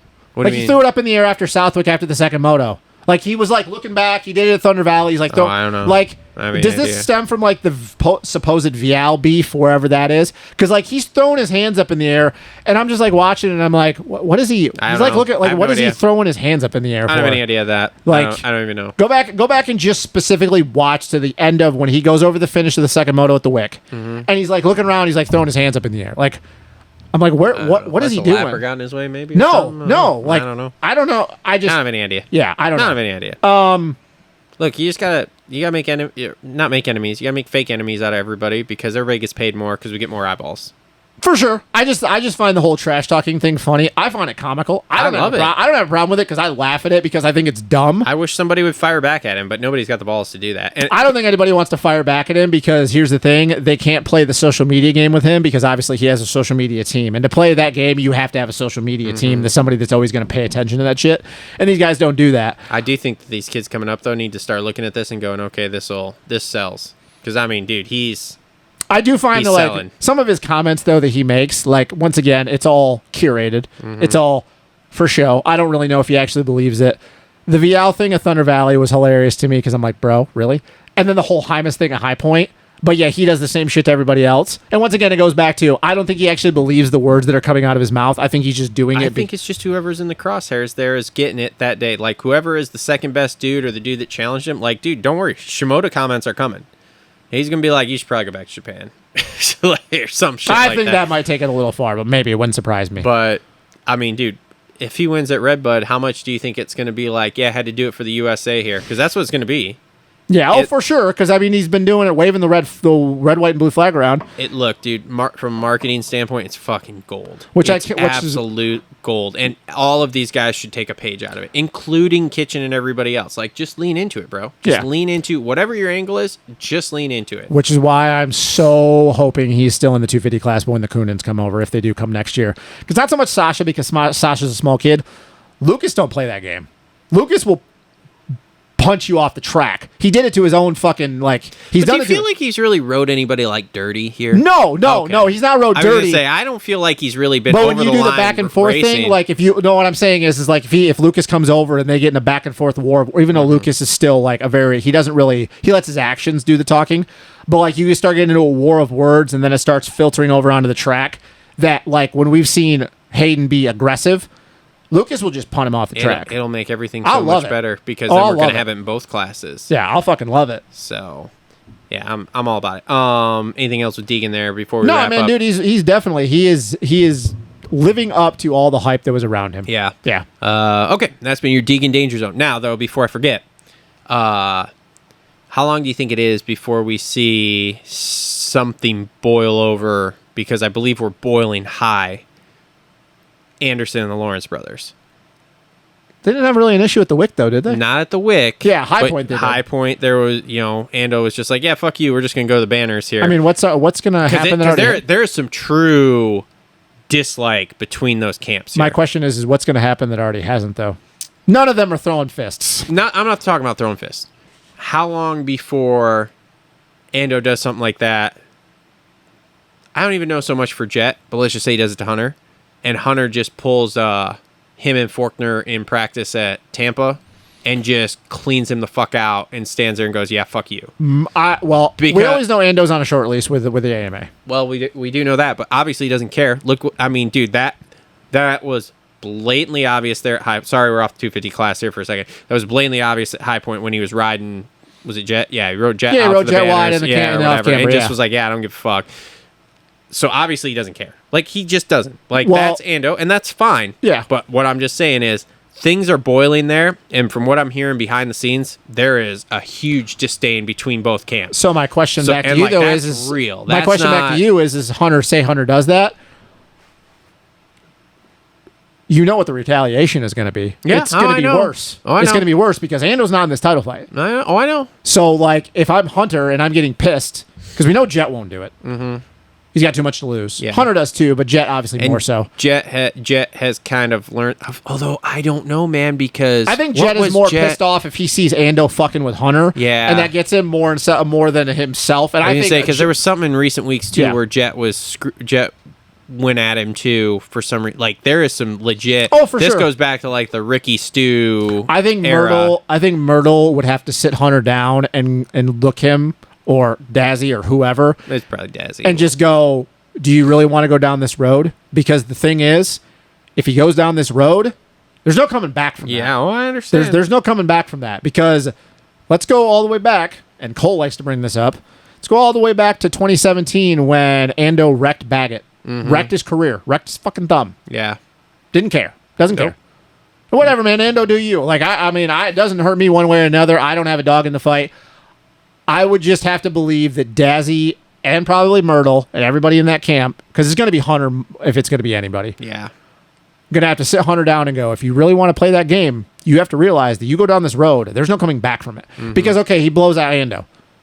That's just not going to be the end of it. No. Like, we all know. No. Like, Ando's not one of those dudes. He's not like one of these other soft dudes that, like, you take him out. Oh, sorry, dude. Sorry, bro. You took me out. Like, I don't want to play that game anymore. But man, I'm so here for it. I'm here for it, but I'm only here for it if it actually is like, this is going to sound stupid, but an offensive defensive type thing in racing. Like, oh, hey, you're going to try to slingshot the outside, I'm going to run you wide, or I'm going to saw off your front Yeah. end, but not completely like tee off on you. Yep. Or, oh, you're going to stay tight to the inside, I'm going to go in and I'm going to bump you a little bit and I'm going to run. But like, you start like purposely going out there and trying to tee off on dudes and like actually trying to put them on the ground. Yeah. But that's the thing, though, is that Hunter, I think, will put Ando on the ground. But if you piss off Ando will put you on the ground and try to hurt you. Yeah. And I just don't want to see that. And I hope it doesn't come to that because I truly believe that if Hunter plays that game, Hunter's going to be the one that's going to end up being in the back of an ambulance. Yeah, probably. And I don't want to see that. I don't want to see any of these dudes for being dipshits. I just think it's a matter of time before it bubbles for over sure. here I totally because agree. There's a lot of tension there. But once again, if you're on Hunter's camp, do you really want to go down this road? Yeah, I don't know. Because it's like going down that road with Barsha. It Yeah. doesn't end well for people. I don't know. Anyway, back to the 250 race recap here. So Vialle goes 2-3 for second. So let me ask you this. I have no idea what the fuck happened in the end of that second moto. Like, Is dude, he was gone. Is Vialle's up and downs Supercross hangover related? Because I that's think what a I lot- attribute it to. I think a lot of it has to do with Supercross. I think a lot of it has to do with the mental fatigue that came with Yeah. riding Supercross and really being in a championship that nobody expected to, but the fact that he wasn't. Everybody likes to do this thing, everybody, and we've been guilty of it before, but like to do this thing like, oh, throwing a dart against the wall. You're playing with house money like nobody thought. But that doesn't mean it was any less stressful for Tom the entire. And I'm not making excuses for him. Tom's just not been good. Well, he's been good, and he's had Hayden's very speed. up and down. He's had Hayden's speed in a lot of races, but he's not been good enough at the end. Yeah. So not making excuses. Like for everybody out there, the things I'm making, I'm not. Like Tom's just not been good enough. Hayden has been better than him at every step of the way. Chance has been better than him at quite a few rounds. I think next year you're going to see Tom win both titles. I can see that for sure. Like, especially if Supercross goes well again and he wins it, I think then he'll have, like, that dopamine hit won't be quite as much as it was this year. And then when he comes to outdoors, he'll be more dialed in, ready. But Tom has definitely not been as good as he should be, and he knows it. Yes. And I think that that's pissing him off because he knows he should be beating these dudes, and he's just as good, if not better than these dudes. Like, Hayden and him are like 1A, 1B at this point, or 1A, 1A, 2. Yeah. But... yeah, I mean, I'm not making like Tom is just like he's just not been good enough. Like plain and simple. Obviously, the points reflect that, but I do think a lot of it is a Supercross hangover, and now it's just at the point like it doesn't really even matter at this point. He's probably just riding, but I don't know what the hell happened to him at the end of that second moto. Yeah, like I said, it's just eerily reminiscent to me of like a Supercross hangover of like, yeah, we're still in it and we're really good, so like that's holding us in, but at the same time, like I just don't give a shit. I just won a title, so like it doesn't matter to me. And Tom was really good at Redbud last year too. So and who knows? Maybe he gets through this and then he gets the big break here before the last three, and then he gets the break before SMX, and maybe he comes out in SMX and just smokes. I'll ask this question to you then. You know what I'm going to say because I'm a Vialle guy. Would it shock you, especially the way he rode SMX last year, if he just makes it through this outdoors? He's not winning the title. No. Makes it through the outdoors, gets some moto wins, maybe gets an overall or two, maybe, because Hayden is obviously fucking next level at this point. Yeah. But he gets through. Hayden wins this outdoor title. But then he goes into SMX. And, dude, Tom was really good last year at SMX. I think we both, even me, kind of glossed over the fact. Like, remember when I said, like, what he did at Coliseum? Yeah. And even you were like, damn, I don't remember being that good. And he was really good in Chicago. And he was really good in Charlotte. It would not shock me at all if he goes out and he wins 2 of the 3 SMX rounds. Or is, like, at least a way more of a contender. Because I think Deegan will be riding a high, too. I think that they're both going to have some crazy battles at those. Like, I don't see... If Deegs wins this title, and even if he would have won the Supercross title, I don't see Deegs having that dopamine hit that hard of like, yes, and then like just falling off type deal like we've seen, or having rough time like Tom. I think it's just par for the course. There's one thing with Deegs, and sorry to go back to him, I just think he's built for this shit. He is built. Like, I just think he is, because none of the bright lights shock him. No. None of the cameras in his face shock him. He's been in it before any of these other dudes. He's just been in this for so long. It's just normal to him. Yeah. So, but yeah, I could definitely see that. I could see, like I said, I could definitely see Tom, and then we get to the SMX rounds, and we just have a drag-out war between him and Hayden. Which would be awesome. Because Tom, and we don't know what these tracks are going to like, but we both assume that they're going to probably be the same as they were last year. Yeah. Tom can just go, yeah, you may be beaten outdoors, but we're back to Supercross. And guess what? I beat you in Supercross, which is a weird fucking thing to say. Like, I never would have thought I would say, like, yeah, Tom beat Hayden Deegan in Supercross. Yeah. Like, if you would have said outdoors, I'd be like, well, yeah, duh. But it's like, it's a role reversal. So, yeah, here's to hoping to that. Don't know. Maybe it doesn't. Maybe Hayden just wins out and keeps doing it, whatever. Like, it wouldn't shock me. But, yeah, I mean, Tom's just not been good enough. Like, plain and simple. Yep. So, Shimoda goes 9-1 for third. This is when he starts doing this, man. And he'll just start clicking them off from now which to is the a end of the problem year. for everybody else, because if this is like years past, Joe's just going to win everything else for the rest of the year then. So, like, it wouldn't shock me either. But I'm like, dude. He won't win SMX, though. He'll struggle. I said it in the recap. He was really good in Chicago, though, last year. Yeah, he'll struggle for the first 3 motos, and then the last 3, he'll be right in that dogfight. Yeah, but it's just he can't win a title. Yeah. That's just all there is to it. Well, I mean, dude, and I don't know if you've, like, we've all kind of talked about this with Joe, but he was he on, was it Swap recently? And this is very telling because this has been a thing in the industry, and he even said it. And I don't know, it was a show he did with Swap. I don't think Joe. He's not in it for the long haul. No, like Joe honestly wants to make his bag, and he wants to go back to Japan. And I think I heard that in Gypsy. Yeah. He was on Gypsy. He just wants to go back to Japan. I think he was doing this for his dad. Mm-hmm. He, I think, made it further than anybody ever thought he would. Mm-hmm. He's already been, not without the championships, but as far as like wins and this and that and factory rides, been more successful than pretty much any Japanese rider at this point outside of Akira Narita. Yep. It's like, man, which is a bummer because Joe has built such a fan, which I love to see because I like Joe. I think everybody likes Joe. I don't know how you don't like Joe. Mm-hmm. And it's awesome when he was on the podium. Joe, which is a weird thing. I didn't think anybody would ever feel that way about him just because Japanese, and we're not going to go down that road, but you know what I'm saying. Yeah. And Joe's just fun to watch ride. He's a good dude. He's got heart. He's obviously on when he has his on days. He can beat anybody in the world on a 250. It's been proven. Like Hayden Deegan, Jet Lawrence, doesn't matter what your name is. He can beat you. But that really makes me wonder if he's already got that in his mindset. Like, does he go 450 for like 1 or 2 years and then he just, no matter what happens, he just leaves? Because Joe's what, 20, 21? I don't know. 21. Like that, 2021, 21. I don't see Joe being here past 25. No. I think he leaves before 25. So if that's the case, if he already has it in his mindset, which I assume at this point he's had this conversation with everybody in his camp, I really hope he does one more year of 250s, goes to the 450, does what he's going to do, and then if he wants to go home, just go back to Japan. I'm not saying that in a disrespectful way. Just go back to what you want to do, because clearly, like, he doesn't want to do this for the long haul, which I'm glad nobody's forcing him to do it. Yeah. But yeah, I mean, it makes more sense now with the way he ups and downs races with these comments that he makes. Yeah. Because he's really not in it 100% all the time. No. Because he doesn't want to be. No. Which is crazy what would happen if he was. Yeah. He could be real good, but probably could have won quite a few championships by now. just not his mindset. So, Hymas goes 3-5 for fourth. He's going to teeter on that podium spot, I think, the entire rest of the year. I think he gets a few more. I don't know about overalls, but I think he'll get a few more moto wins. I mean, I can see him being really good at Redbud. Do you think he gets his knee fixed after this season's over and then rides East Coast again? I'd hope so. With all this confidence. Yeah. And he's another dude. Like, when I watch him, I've said this a million times. When I watch him, I feel like I'm watching a mirror image of Trey Kennard. Yep. Like, the exact same fucking style. Yep. Love it, because obviously I love Trey. I think he'll be really good at Redbud, just because obviously his technique fits the deep ruts that we get at Redbud, especially from the backside of the landing all the way into the corner and through it. I think he'll be really good I think he's going to be really good at Washougal. Deegan was next level there last year, but I think Hymas was really good at Washougal. And I think he'll be really good at Unadilla. So yeah, I think he can get some more moto wins. I don't see an overall. Is he the surprise though of this 250 class? Yes.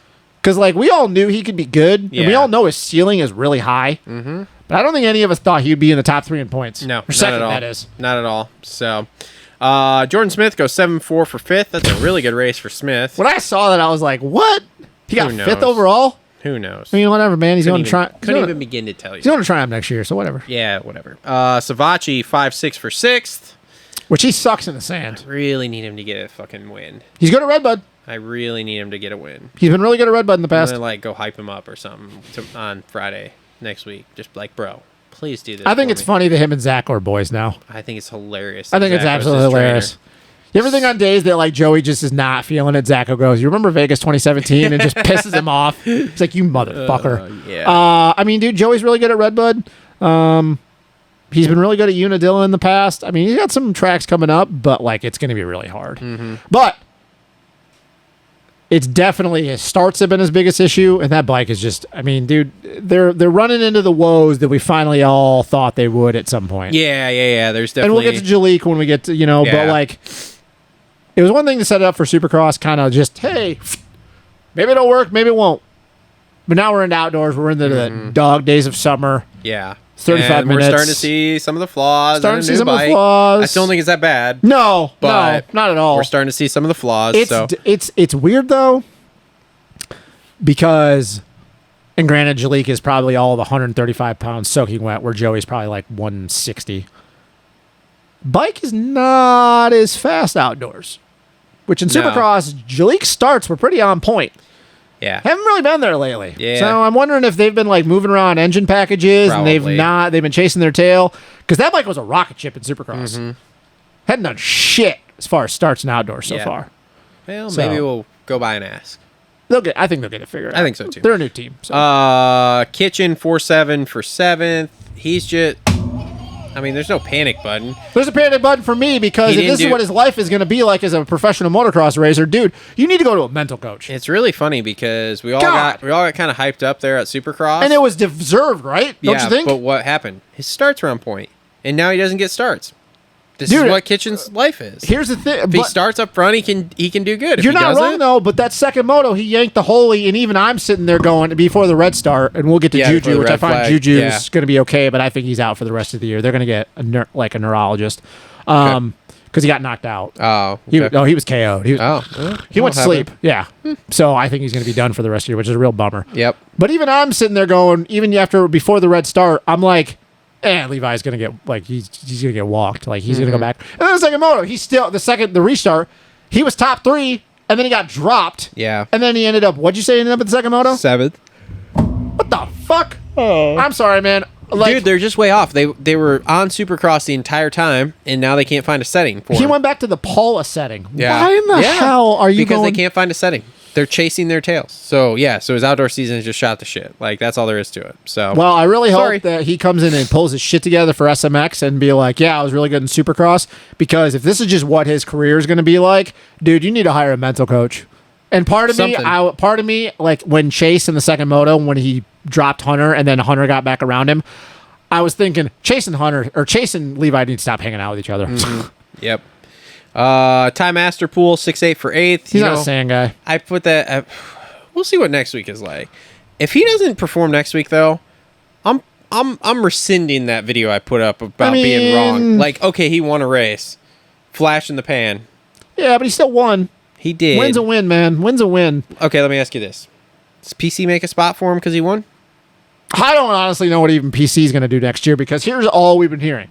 So Fortner, outside of God, I hope Fortner, the issues that he had with the brain surgery and all that, like that was a routine surgery, but I hope he's okay. We all assume Fortner, okay? Seth and McAdoo are going to get re-signed, okay? We hear Marchbanks. Yep. So then that leaves open Voland. Voland, I don't think is coming back. Bummer for him. He kind of got screwed on that. I don't know. Mitch wants him. That's what I'm hearing. Yeah, but if Voland's coming back, then if they want Masterpool, Voland's got to go. They're not going to have Voland and Masterpool and everybody else. I don't know. Just sign Masterpool for an outdoor deal. I think Ty deserves a factory ride for outdoors. I think he does. That's what I'm saying. He's better just than sign a lot him of for these dudes. just sign him for an outdoor deal. Yeah. Your guys get hurt all the time. Yeah. Sign him for an outdoor deal. Yeah, clearly there's one, and Levi's the other guy. Yeah. So, one of those, you're going to have to trim the fat on somebody. Somebody from that is not going to get it. And here's the thing. If Marchbanks is getting a ride there in Masterpool, it's going to be Voland. Voland's going to be out. So, I mean, I think Masterpool, I don't know if it'll be PC. It probably should because if I'm him, I don't want to keep bouncing back and forth between bike brands. He'll be fine, dude. He's not a sand guy. He never was. We know how good he is at Redbud. He's elite at Redbud. If he wins another race, then they got to sign him.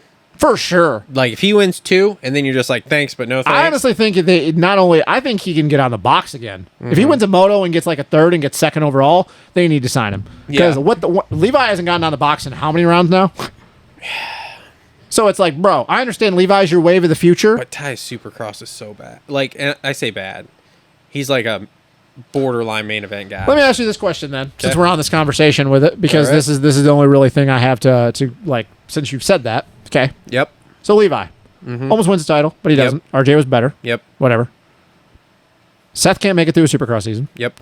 Fortner can't make it through a Supercross season. Yep. McAdoo can't make it through a Supercross season. Yep. Volan can't even make it through one round. Yep. We talk about Masterpool, and you're not wrong. Everything you're saying, there's no argument. I don't think you're going to get an argument from anybody. Ty's not a Supercross guy, but at least if he puts it in the mains. Yeah. Would you rather have a dude that is, okay, he's in the mains, but he's in the mains every week? Because I believe on that factory, on that PC bike, he'd be in the mains every week. What he would do, I don't know. He ain't winning, he ain't getting top 5, but he ain't gonna, I think he could be. Is it better to have another bike on the track, but not getting wins? You would think. Or we just don't even care, and we'd rather take the guys that aren't just making it to the races at all? I don't know, man. Because if I'm Mitch, I'd rather at least see another Cowie out there other than the one dude. Yeah. One guy. One guy. One man. One man. Out of like here by himself. Out of 9,000. One guy. And maybe I'm saying that because I'm a little partial to Ty because I was around the master pools. I was around when, you know, the whole with Jesse and I watched that and I like Jerry and Tara a lot. They're a really good fucking family. Yep. So I want to see Ty get the opportunity that deserves. I guess I'm just looking at him going, he's not a Supercross guy, and he doesn't even claim to be. He's never going to win a Supercross race. He's never probably even going to get on a podium in a Supercross race. But at least he's out there. Yeah. At least he's out there. Your other guys aren't. And this is coming from a guy, we all who know me know I'm a Seth Hammaker guy. Mm-hmm. Seth can't stay healthy. No. Neither can the rest of that squad. Nope. So it's like, what are you going to do? Great question. No idea. Drew Adams. Well, he's coming too. He'll be at the combine. He will. Yep. Because he's going to combine, and then he's flying the next day to, what's it called? So is Christian Janik. Yeah. All right, moving on here. Pierce Brown, 8-12 for 9th. Not bad. Going to Star next year. He's going to Star next year. Yep. Casey Cochran, 11-10 for 10th. Almost killed Dylan Schwartz. Almost killed him. Ryder D, 10-11 for 11th. Better than I thought because, like, you grew up in Bakersfield, California. Not a lot of sand tracks other than the riverbeds. Do you ever hear where he's going next year? I think he's staying on TLD. I don't think TLD is going to be here next year. I was about to say, if they stay as a team. If he doesn't, his name, just like everybody else, has been linked to Triumph. Mm-hmm. I think it's gonna. If he's not on, I mean, dude, fucking who knows? Everybody's name's linked. Yeah, he'll either be there or he'll go to club. Yeah. Dax 13-15 for 12. Rough outdoor go here for him. So this is rough. I hope it doesn't cost him a seat for next year. Man. But outdoors has not been great. He has one or two more bad rounds. I'm gonna press that button. Mm-hmm. I'm gonna press that button. It's not going well. It's not going well. The outdoors has been terrible. Real terrible. So you've been like the weak link out of the rest of the squad. Yeah, like Supercross went okay. Went okay for a rookie. Yep. Had his moments. Yep. Obviously, but I said this. He kind of shot himself in the foot, and I understand the craziness, but coming out and doing as well as you did at Detroit, it was like, oh, you can do this? Mm-hmm. Wow. That's cool. Now you got to do it all the time. Cool story. Shit. Yeah. Okay, here we go. Max Anstey, DNF 9 for 13th. Terrible way to start off. Can we talk about overhyped? I mean, first moto wasn't his fault. It wasn't. But second that moto was just bad still start. way overhyped. Like, don't get me wrong. I didn't think he was going to win. I, too, was on the hype train of, like, he's going to be really good. But then again, too, he's on a bike he hasn't been on. He hasn't rode an outdoor race Been riding 250 since 2010. Wow. 2 years since plus. 2010 outdoor. Last time he rode an actual 250 outdoor race was 2016 GPs when he rode for. No, he can't. Didn't. Oh no, he rode 450s. No, 450s rode Hep, and then he rode. Yeah, The last time he was when he was riding for DRT Kawasaki back in 2016. Yeah, I don't know. I didn't think he was going to win. I think we all, except for you, I think a lot of people got on the hype train. Overhyped him about coming out on this star bike. I think he's going to get really good as we progress through the rest of the season. So too. Yeah. I think that we start to get to like maybe Millville, maybe Washougal starts fighting for top fives. I think the last couple rounds he starts fighting for podiums. I don't know about wins because I still don't know if he's going to be completely 100% comfortable on that bike. But SMX rolls around. If he's healthy and he's comfy on that bike, it's game on. It's fucking game on. So let me ask you this. Is that star bike his last key to his next level? Winning a championship? Yeah. Supercross, at least? I believe so. I'm doubtful. If he's I on like a different... Max, but I'm just doubtful that this changes a whole lot. Max has got to get his starts under control. Because we saw, and we talked about this in Supercross after he won in was it Philly? That was a yesterday thing, too. What? His starts were garbage. And that's what I mean. We've all seen this. Max, we've kind of said this with some other people, too. His race IQ isn't great when he's coming through the pack. Yep. When he's got a clear track and he's out in open air, he's fine, man. Yep. He can let that technique and the fact that he's been doing this for 16 years or whatever it is now, like the way he puts the track together and the way he just sometimes is just really light on the bike and floats through, like he puts it, but he's just not good coming through the pack. Nope. Plain and simple. Nope. Not at all. Yeah, I mean, if he gets starts, I think it's game on for anybody, but I really don't see Max up there until we start getting to like Washougal. Yep. But I think SMX Could be really, really good. Interesting. Yep. All right. Talon Hawkins, 15-16 for 14th. Not bad for another non-sand guy. Yep. Jet Reynolds, 12 DNS for 15th. Should have won 2 titles. Two titles. Talviku, 23-13 for 16th. He should have been better, if I'm being honest. Ryder McNabb, 16-19 for 17th. He's steady. He's all right. Riding the wave. He's all right. Young kid still. Swole, 36-14 for 18th with a bike issue that first one. Bummer. Wasn't his issue. Wasn't his problem. Bro, why'd you kick the banner? Yeah. Pull your head out of here. I still do that. Mark Phineas, 14 DNS for 19th. God, high point. Such a bummer coming off. Bro, that was sick, wasn't it? 12 seconds a lap faster he was than his qualifying time. 12 seconds a lap. If anybody knows Mark, though, that's kind of what he's done his entire. He did that as an amateur, man. He'd show up. He'd show up on practice day, and he'd just be like, "Oh, Mark's gonna get like 10th today." Yeah. And then like the first moto come around, he'd come out and win. And Nick Romano, 17-20th 24, 20th overall. He should have been a lot better, too. He's really Yeah. good in the sand. All right, so notables here. You said Juju, big. Get off. Get off. Yeah, they're going in for tests, but Big concussion, I believe that out. he's going to be out. Okay. Yeah, he went 18 DNS for 24th. Yep. Oh, here's a fun one. Let's talk about this because I haven't brought this up yet. Evan Ferry, 24-22 for 26th. I mean, Wants to do Insta bangers, bro. can we just talk about like, bro, just go be an Axel Hodges so you can get your Instagrams Just wants to be Insta in? bangers, I bro. don't know, What man. a fall from grace, bro. What a fall from grace. Yeah. He was on that trajectory of Hayden Deegan, man. But was that trajectory legit, or I think was it was, that, man. He was or winning all that the time. or was that the name? He was winning carrying all the it? time. He was winning all the time, dude. He was dominant that year in schoolboy class. I guess. Yeah, I don't know. I don't know. That's such an interesting thing there of like where he was. I mean, because let's face it, we did a video 2 years ago of him versus Deegan for what's it called? But that's because he was winning all the time. Yeah. He was winning all the time. Like, it was legit hype. And then, But was like, that- I think he got hurt, and then I think he just ran into a buzzsaw that is what happens nowadays when you don't perform after you come back from an injury. Was that too, though, was part of him winning all the time? Was that factory bikes in the amateur class? Oh, for sure. He was not a Okay. factory Husky. I mean, dude, even his 125s, it was like when Cochran was on 125s. Yeah. Like, they were so much better than everybody else's. So, Oh, I know why Cochran got better all of a sudden when? in amateurs. I mean, Cochran was always good, though. How he went from kind of good to really good. I'll tell you. Are you talking about on the big bike? Yeah, Because he was really good his last couple years on minis. yeah.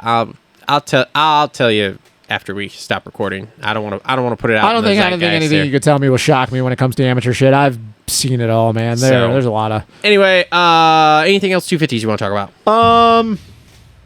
Just throw a hypothetical out there. Where would RJ be right now if RJ was out there? I don't even know. To be honest, though, I don't think he's touching Deegan other than like individual motos. Well, I mean, yeah, because he's RJ like everybody else. Of like, I think he's up and down, and he's still 50 points down. The only thing I would say about RJ is If that, and he that's would if relish. that's- He would relish the back and forth game with him. Oh yeah, So like, he's old enough to be cognitive of it and he sends spit it back. and yeah. he sends it, bro. And he sends it. I mean, we saw the whole thing that was going to happen in the last round in Salt Lake. Like, he's like, dude, I wanted him to move. Like, Yeah. I was ready to move him out of the way.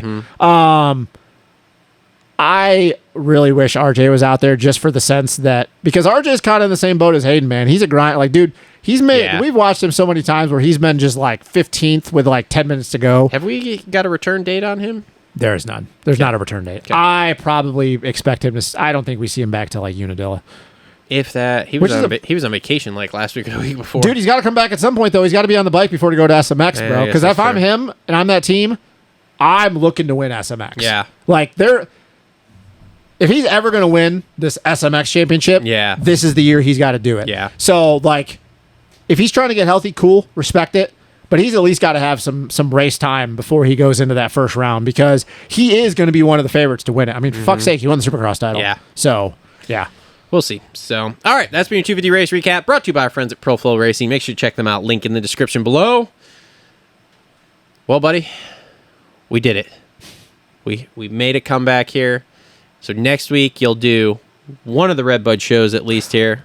I will definitely plan on doing the reaction show, because I Okay. just can't guarantee, because since I'm going to be gone the whole entire week. I well, will still plan on not filming the actual show till Monday. Yep. And then if you can't make it, it's Yeah. fine. I'll just do an individual one, but we'll do a walk and talk Yep. reaction show, which is fine.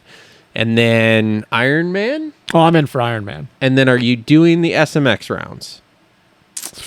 Those three, because that's like, what, late September there? September 7th is the first one. I think so. September Yeah.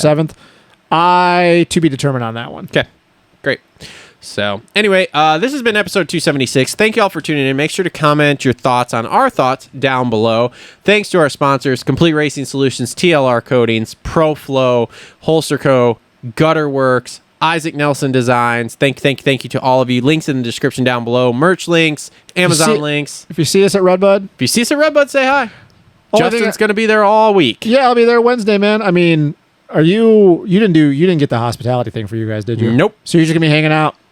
We're going pit side. Oh, okay. Oh, With- yeah, 'cause with Kev. Yeah, that's Yep. right. I forgot about that. Yep. So, yeah, I mean, And sorry, I did not oh, dude, it's put you on the list there because I figured you were buying a ticket already to go in and you didn't want to spend more money. maybe. I don't know if I buy a pit pass. If you want to, let me know, because I haven't let him know the final list yet, but I didn't on the initial one. I talked to him the other day. Because I was like, well, I think Justin's going to have his general admission ticket. I'm going to have my general admission, but I don't know. I probably won't buy a pit pass that they're selling. Okay. All right. Well, we'll figure that out. But anyway. But yeah, so like, if you see us, Travis and me aren't in the same place at the same time. Which who knows if we will be, because Justin's phone is from 2007, so he doesn't get any service there. Well, and also my thing is too is like where I'm going to be down in the pits, so like wandering around for me. That's going to be an interesting walk at like us doing the thing, because if you don't have a pit thing pit to pass. go in, that'll be tricky. Yeah. I don't know. We'll figure it out. So yeah, Not that worried about it. We might not be in the same place at the same time, but at some point we will. But yeah, like he'll be there Friday, Saturday. I'll be there Wednesday through Sunday. So yeah, if you guys see either one of us, come and hang out. Tell Cole us should be there one of the days or two of the days. Tom Cooper's going to be there at some point. Tell us we're stupid. Bullshit with us. We don't give a shit. Like I'll sure bullshit with you guys. Hi. Yeah, come up and say hi. So we're just dudes. So anyway, thanks everybody for tuning in. We'll see everybody next week to wrap up Redbud. Later.